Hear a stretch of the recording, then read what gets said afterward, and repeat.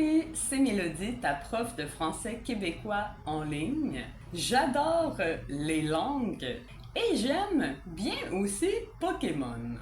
Donc moi, dans mon temps libre, je fais des choses comme me demander à quel élément Pokémon, feu, glace, eau, terre pourrait être associé chaque langue.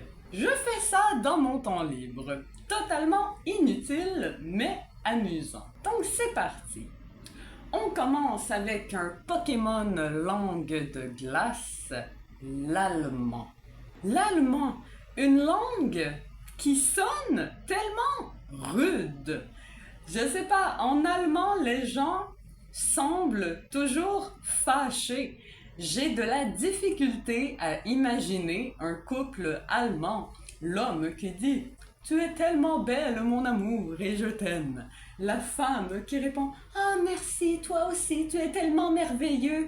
J'ai l'impression qu'en allemand, ce discours sonnerait « Du bist so schön, meine Liebe, und ich liebe dich. Ah danke, du bist auch so wunderbar. » Bref, l'allemand, la langue de la glace, un Pokémon glace, clairement.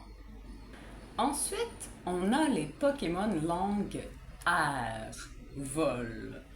Je pense directement à l'Europe, des langues comme ça, l'anglais britannique, le français de France, le portugais du Portugal, ça l'italien, toutes des langues d'air, vraiment de vol. Parce que l'Europe, vraiment une terre très ancienne et qui a un peu le cliché de la prétention.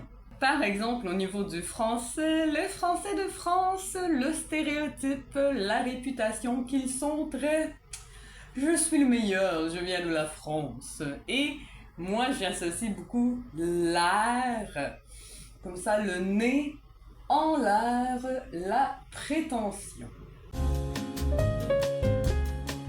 Ensuite, on pourrait avoir un Pokémon terre, plante, avec le Canada anglais.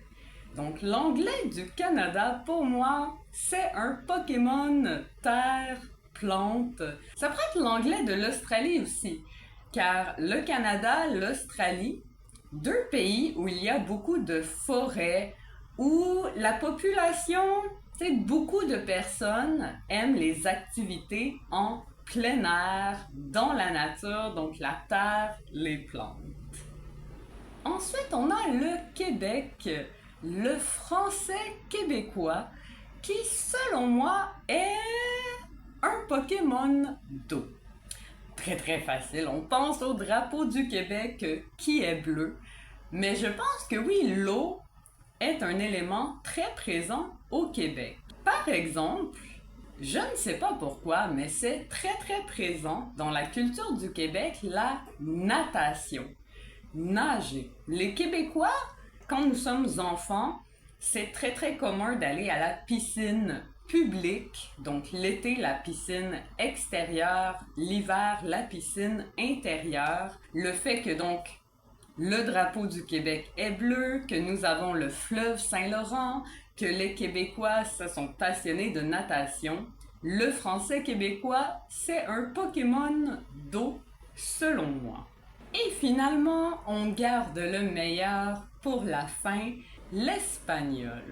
L'espagnol, c'est un Pokémon langue de quel élément? Bien sûr, selon moi, c'est un Pokémon de feu, un idioma caliente. Donc, l'espagnol, une langue de feu. Et prouvons que l'eau du Québec, sans problème, peut s'associer à la merveilleuse langue qu'est l'espagnol. L'eau et le feu, contrairement à la croyance, peuvent s'associer.